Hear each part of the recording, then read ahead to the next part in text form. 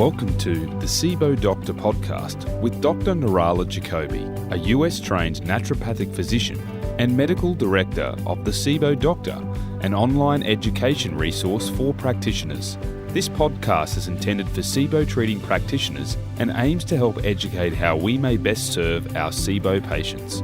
Medical experts join us to discuss functional digestive disorders, clinical practice and research as it relates to SIBO and associated conditions. Head over to thesibodoctor.com where you can learn everything about SIBO from the basics to advanced treatments. You can also join in the conversation on the SIBO Doctor Practitioner Forum Facebook group.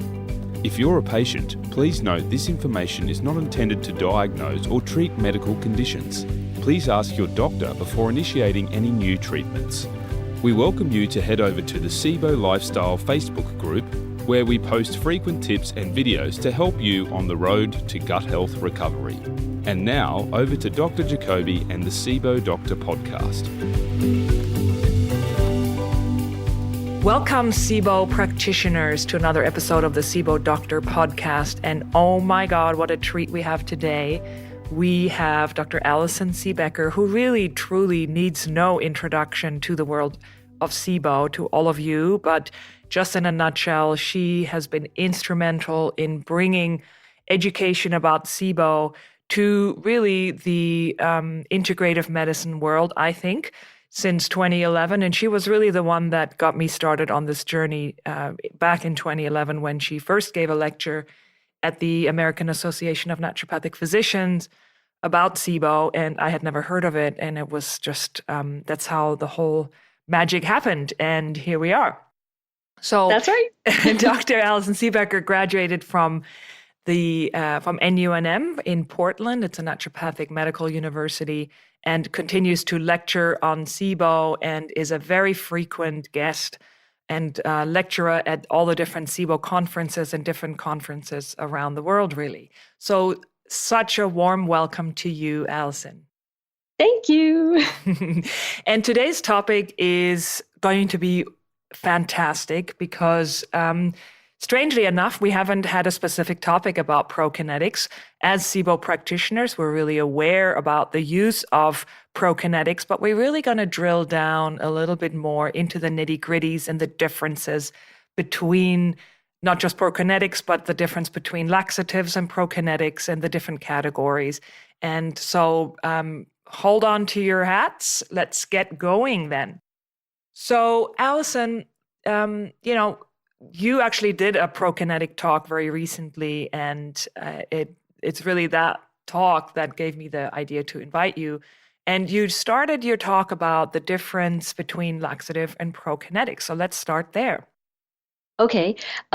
Actually, will you let me do a little bit of advertising for the Gastro ANP? Oh, yes. Yes, let's do that. Okay, good. Because that lecture, I gave up, I think, a little over an hour lecture on Prokinetics, and it's actually free if you want to watch the official lecture, although, of course, you're going to get a lot of the information here, if you join the Gastro ANP. And so that's the Gastroenterology Association of Naturopathic Physicians. But if you're not a naturopath, you can also join. So other people can join. And then what we do is we offer, one of the benefits of joining is we offer free continuing education to our members. And this was one of them. So that was my little plug. Oh, I didn't know that you can join if you're not a naturopath. Yes, there's an allied health practitioner membership. Oh, fantastic. Okay, well, there you go, people. It was a fantastic talk. So, so let's get started with it. Okay, so first question was the difference between a Prokinetic and a laxative, right? Mm-hmm. So they have two different definitions, honestly, and they get so confused by everybody really. I've even seen advertisements on TV for laxative medicines saying that they're Prokinetics, and it's like, oh my God, okay, so here we go. A Prokinetics definition is that it's meant to amplify and coordinate gastrointestinal motility. So there's nothing in there about producing a bowel movement, whereas a laxative's definition is to produce a bowel movement. So they have a different focus. The Prokinetic is meant to sort of coordinate the downward movement of the different segments of the gastrointestinal tract. So for example, if you look at the stomach, it would be to open the lower sphincter of the stomach, the pyloric sphincter, and close the upper sphincter, which is called the lower esophageal sphincter. If you're just looking at the stomach, so let's say food or whatever has come into the stomach, it's down there now. Okay, let's close the top sphincter and open the bottom one to encourage movement down. That's just an example. So the other thing is to amplify the movement. So increase the propulsive nature of the contraction to move the food out of the stomach. And I think that's where people get thinking, oh, well, might it not do that for the large intestine where bowel movement is produced? And it could. Many laxatives do not actually have an effect on the large intestine. Some are much better at affecting the esophagus, actually, and the stomach. Some affect the small intestine. Some affect the whole GI tract. And there's articles written all about this, and they're often debated about which medicines affect what organs. But oftentimes you need to get into a higher dose for a prokinetic to make a bowel movement and affect the large intestine. So that's something important to keep in mind. Now, a laxative, that's its whole purpose is to produce a bowel movement, often with fluid, involving fluid secretion into the large intestine, and it could also be with contraction. But its focus is the large intestine and making a bowel movement come out of a person. So they're different. Okay. So, let's and perhaps I jumped in too eagerly without proper introduction to prokinetics and why we need them in SIBO treatment. So perhaps just kind of remind our audience as to the necessity of using prokinetics in SIBO treatment. Well, the main way we use them is to stimulate the migrating motor complex of the small intestine. That's the movement that happens in fasting, so between meals and overnight. And that is a primary protective function in our body that clears tests. Should always be happening in normal, healthy people. And in SIBO, it's often deficient, and that is often the main reason why people have SIBO. So Prokinetic is meant to stimulate that. So we take it before bed because then you're going to have a big period of fasting when you're sleeping. And it can stimulate the migrating motor complex overnight and in that way help to clear bacteria out of the small intestine. And where we typically use it is once you've done your antimicrobial treatment approach, and there's sort of two places. So oftentimes people need multiple rounds of antimicrobials. And so one place we do it is when you're in between rounds, and that's to prevent backsliding, to sort of like hold the gains that you've made, because you're still kind of in the middle of treatment. And just as a side note there, the confusing thing always is, well, why do we need to do these multiple treatments? Why can't we just stay on whatever antimicrobial it is, like until it's gone for months and months? And while I have seen that be effective in some cases, often what winds up happening is the medicine loses its effect. And then, you do need to stop it and switch it up. So then we switch and go to another round. Anyway, so it's at that point when you're in between rounds and retesting and just assessing, figuring out what you need to do.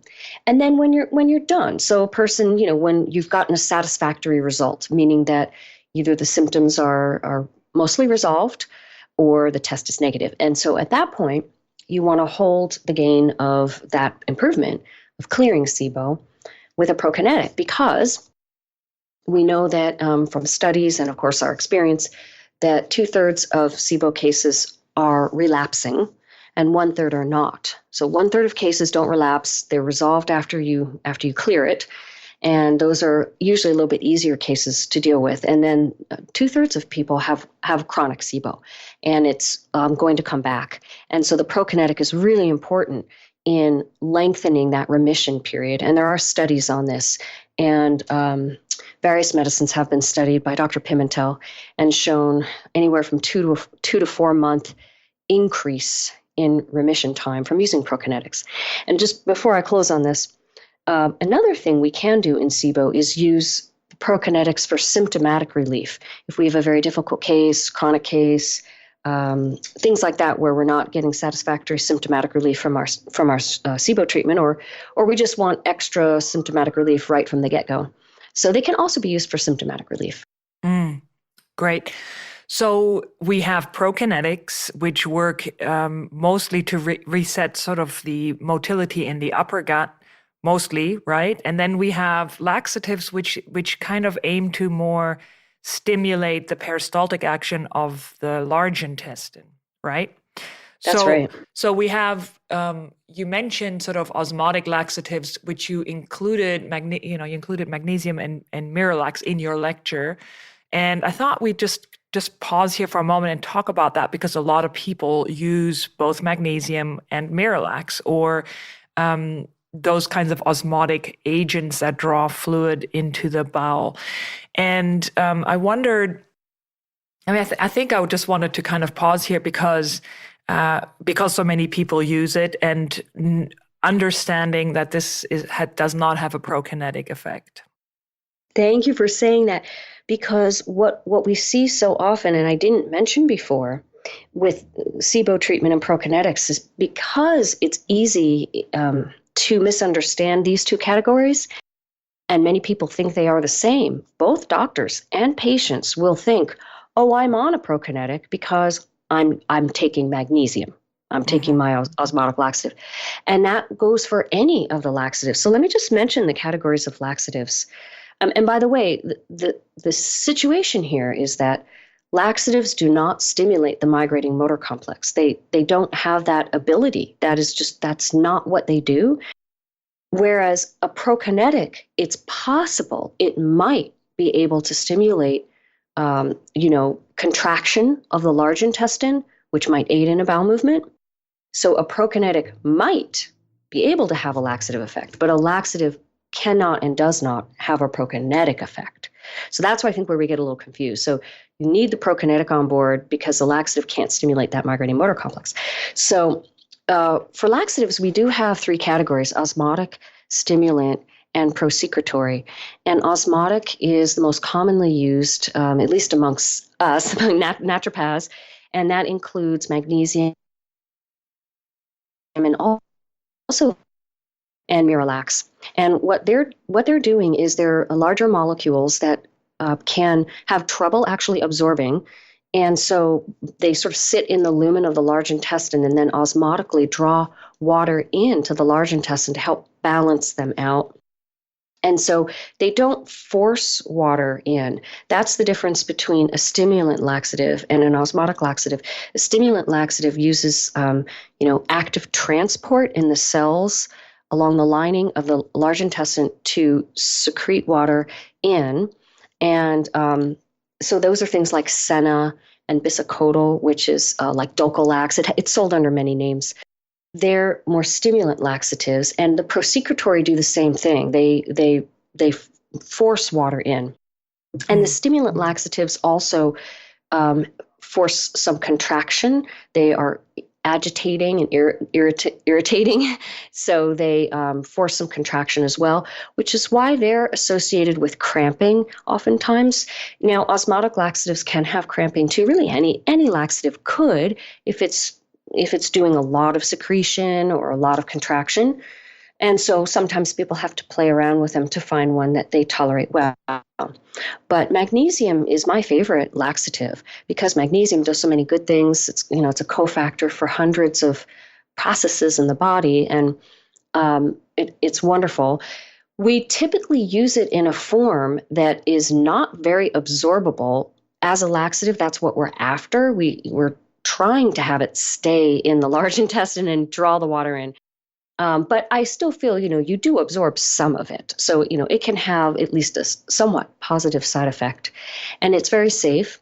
And we usually need to use it, like for people who are chronically constipated, they often need to use it around 1,000 milligrams at night before bed, sometimes more, like 1,200, maybe even 1,500. And I'm mentioning this because oftentimes people who have constipation will try magnesium, and most magnesiums on the market are sold in like 100 milligram per pill or 200, that sort of thing. And they'll try one of those and go, well, that didn't work. And so you have to pay attention to the dosing. And so for anyone who is listening in the US, I don't think you have this brand in Australia, but I'll just mention my personal favorite brand. And it's only a favorite because I've seen it not have as much cramping and be tolerated well. It's by the Vitamin Shop. and it's called magnesium oxide by Vitamin Shop, and it has 400 milligrams in one pill. So that's very convenient for a lot of patients. They can take often just two, getting them to 800 milligrams, or they might need a little more. And then Miralax, a lot of people use that.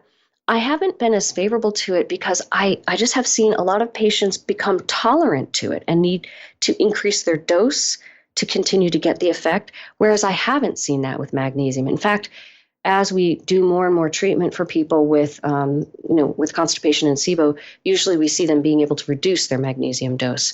So that's why magnesium is more so my personal favorite. You use it too, don't you? Yeah, so we do use a lot of magnesium oxide in my clinic. I have a private label product, but you can also find it under Colon Cleanse in Australia.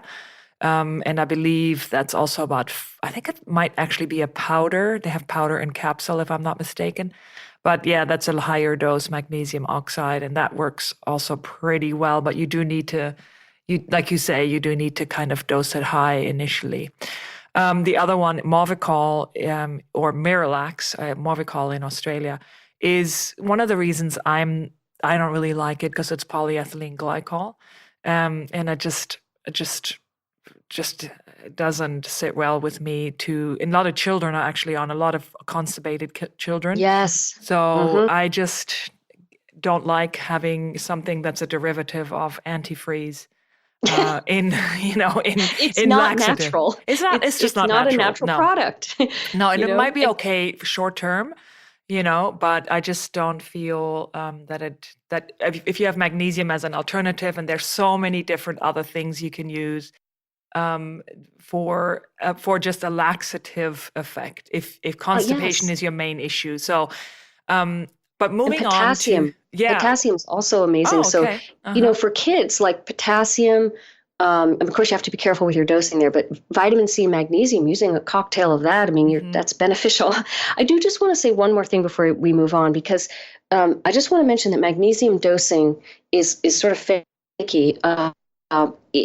Mostly we take it at night before bed, and you really need to leave about 2 hours from your last time you ate to when you take it before bed for it to have its full effect.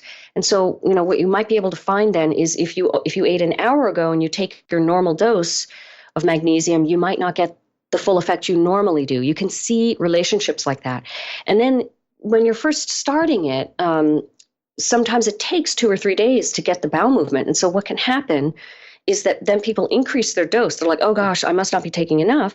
And then, on the third day when it kicks in, they have like watery diarrhea. And then they're like, oh my God, and then they back off down by half, and then they don't even have a bowel movement the next day. It's finicky like that. You just got to play around to find your right dose. Yes, very good point. Thank you. Okay, so let's kind of get into Prokinetics. As you've mentioned, they really aim to stimulate the migrating motor complex, and they're also good, besides SIBO, they're really good for things like gastroparesis or slowed gastric emptying.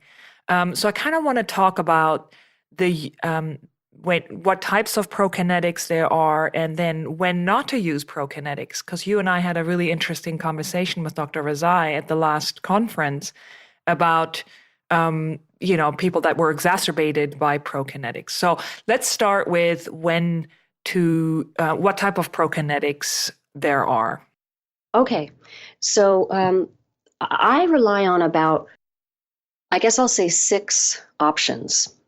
So we have 3 pharmaceutical, and in general, the category is 3 natural. So the pharmaceutical ones are low-dose erythromycin. Erythromycin's an antibiotic in full dose. Well, it is an antibiotic, but in very low dose, which is how we use it, usually 50 milligrams at night before bed. It has little to no antibiotic effect. However, it is an antibiotic, so people on this will be on a long-term low-dose antibiotic, which doesn't sit well with a lot of people, philosophically and otherwise. But regardless, it is a first-line therapy for gastroparesis, and it's very effective, especially on the stomach. It has really good effect there. Then we have prucalopride, and that is, I think it's available in Australia, I believe. Yes, it is. Yeah. And it's called Resotrans here. Resitran. And it's called Resitran or Resilor in many countries. And then it just came to the U.S., was approved in April. Or actually, it was approved in December, and it came here in April. So we do finally have it. It was actually developed here, but it didn't come here for all these years due to political concerns, not safety concerns, which I always like to mention, because it is the safest pharmaceutical, Prokinetic, that exists to this time that's on the market. And because of that, and because it's very effective, and it also has other beneficial properties, it's like sort of the darling of the gastroenterologists. They're so grateful, and I am too, actually, that it exists because many prokinetics have had safety issues. Erythromycin, at least in full dose, does have some. It has a lot of drug interactions, and it can, because it goes through the cytochrome P450 pathway, and it also can affect the QT wave in the heart. So with erythromycin, you do need to check what medicines and even supplements people are on and just make sure about the pathways. But with prucalopride, it doesn't go through cytochrome P450. So there aren't drug interaction concerns, and it doesn't affect the QT waves or the heart. So it's safe. And it also has the beneficial effect of being neuroprotective and neurogenerative. So it can protect nerves from damage and heal nerves, which is very important in SIBO, particularly for SIBO from food poisoning, because then we know that that's a nerve issue. So very important. And then, and we typically use that in low dose also. So 0.5 milligram at night before bed. And we usually are just breaking the pill to get that. Same with erythromycin. You can break that pill. I've had pharmacists call me and say, you can't break that pill. You can. It depends on what you're using it for. And then low-dose naltrexone is the other pharmaceutical, and it's called LDN for short, and it has, it's famous for many, many beneficial effects. It's anti-inflammatory. It helps balance the immune system. It can help mood issues like depression. It can just do so many things.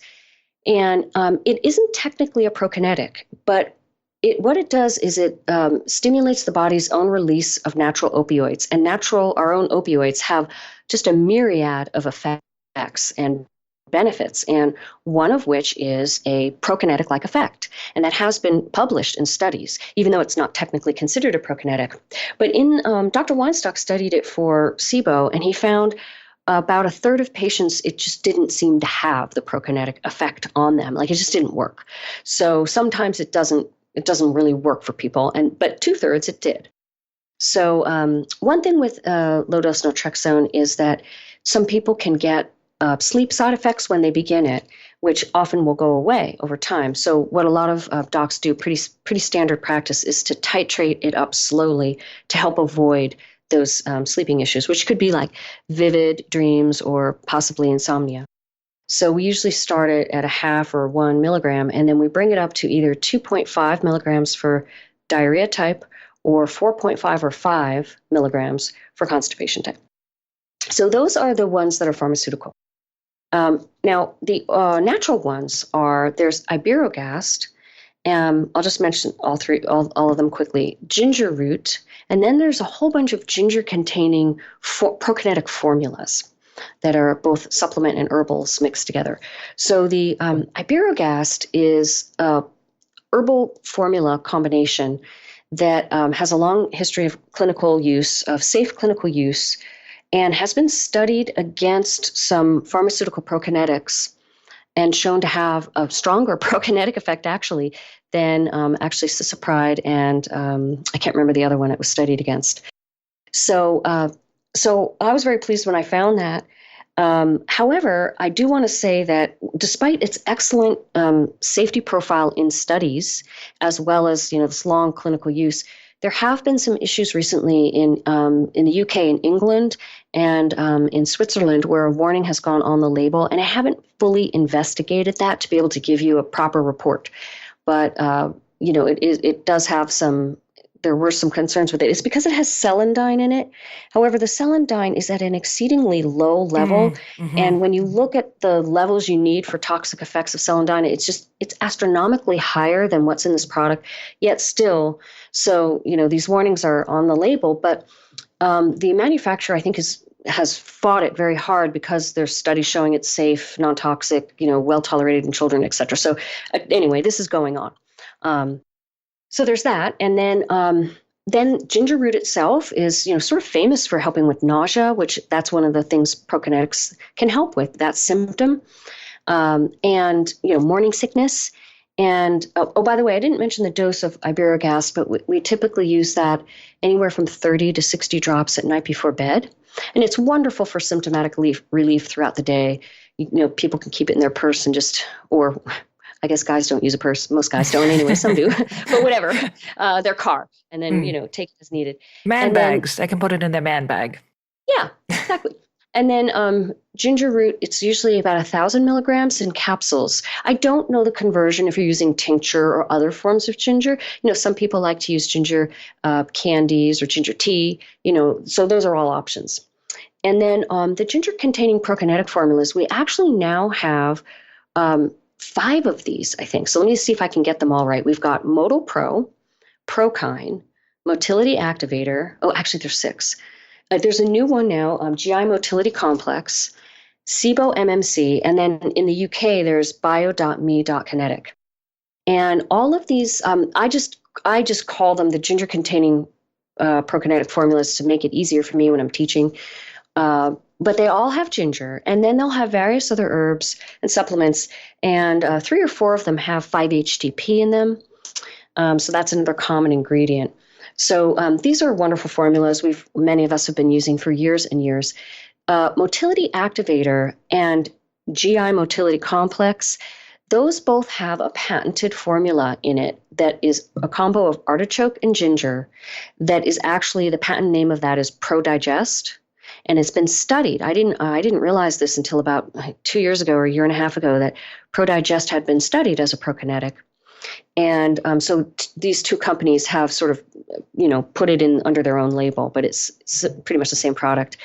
And one thing I wanted to call out about that is that ginger, ginger has so many wonderful effects. It's, anti-inflammatory and, it's actually anti-neuroinflammatory. So helps inflammation of the nerves and so many wonderful things, antioxidant. But one thing we can run into is acid reflux from it. And actually even more so, they get the feeling of the ginger in their esophagus. And so we call that ginger burn. But it more often happens to people who tend to have acid reflux. And so we've had to be careful with some of these formulas. But when Motility Activator came out, and now we have GI Motility Complex, the form of the ginger, like they have a type of ginger in there that has a different ratio of Shogal's to something else, I can't remember.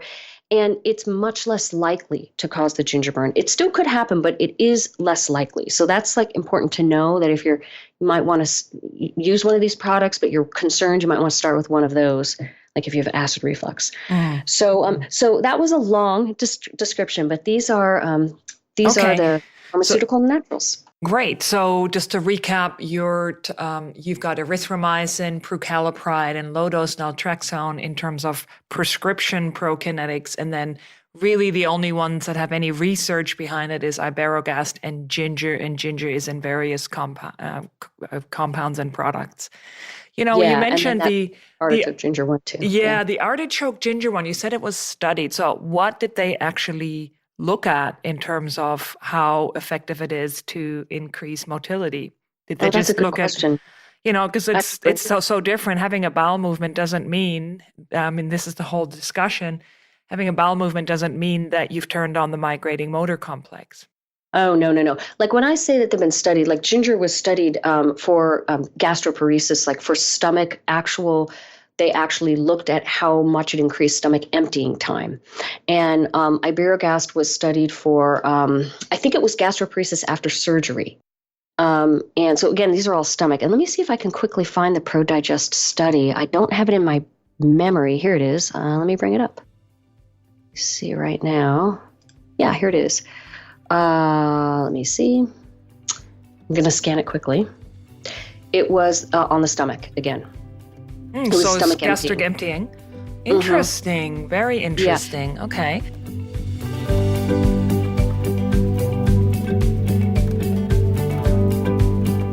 Thank you for listening to the SIBO Doctor podcast.